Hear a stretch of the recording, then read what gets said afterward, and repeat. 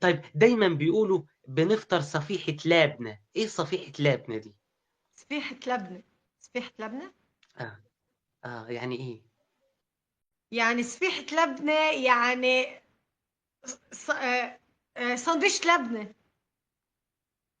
جبنة يعني يعني ولا ايه؟ مش خبز. فاهم. خبزة. انت قصدك لبنة، ايه هي اللبنة؟ ايه صفيحة لبنة؟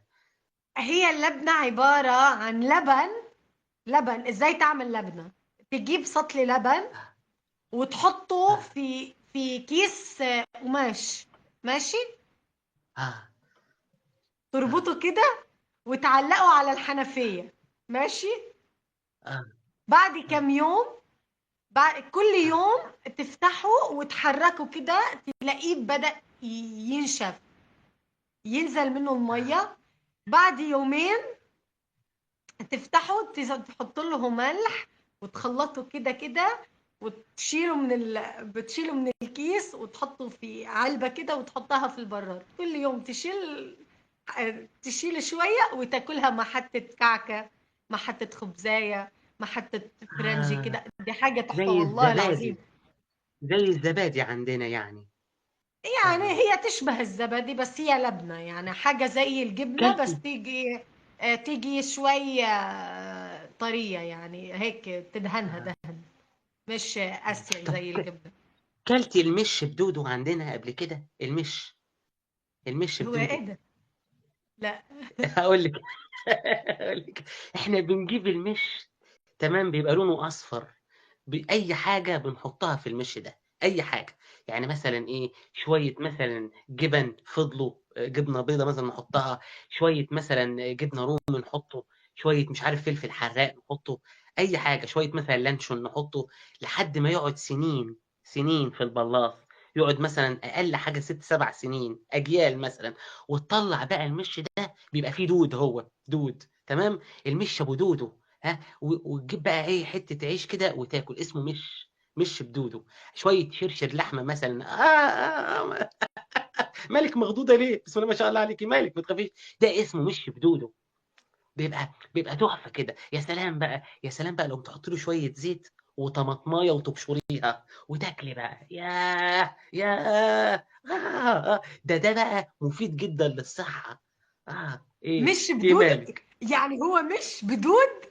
بتاكله لا، دود؟ ما هو لما هو لما بيقعد بيجيب الدود عليه فبيبقى مش بدوده.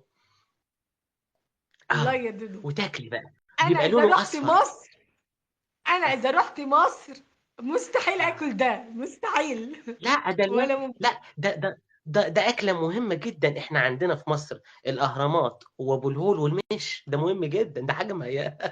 ده لازم المش ده.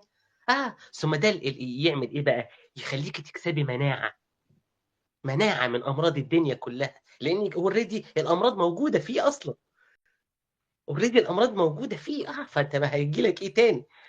يعني انت هيجي لك تناحى من المرض. هو ده بقى اللي يخليكي ترجعي لمصر تاني، المش ابو دودو. اه.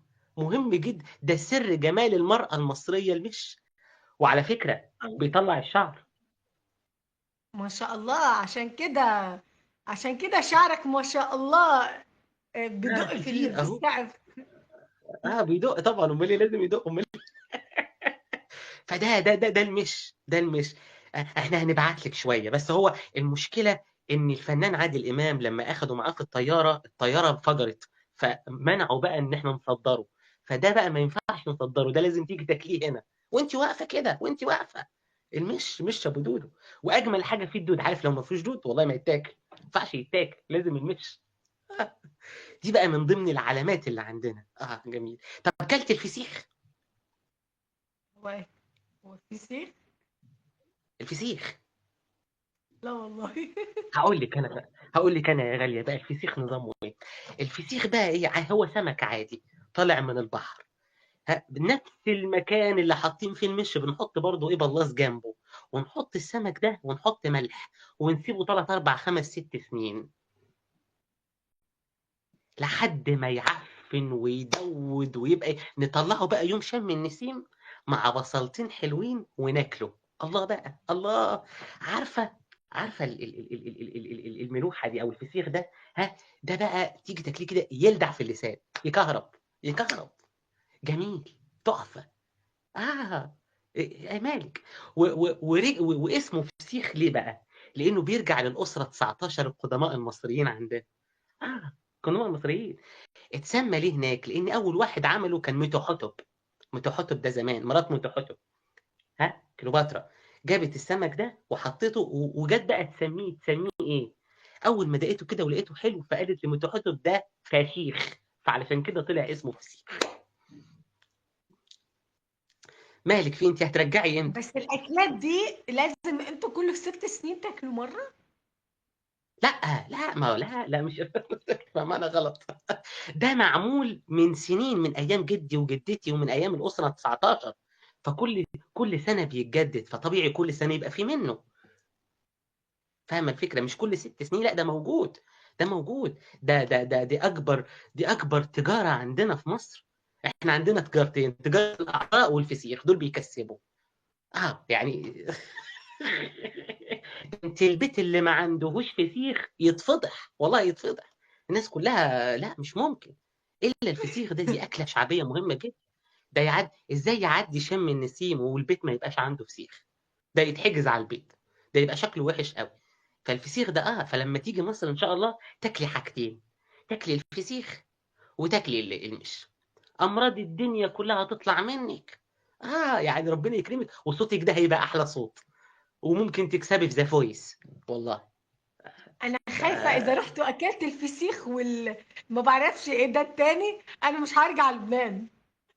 لا لو سمحتي اسمه مش، لا نعرف الكلام ده ما دام انت طلعت لايف مع ارماني، نعرف الكلام ده، اسمه مش واسمه فسيخ.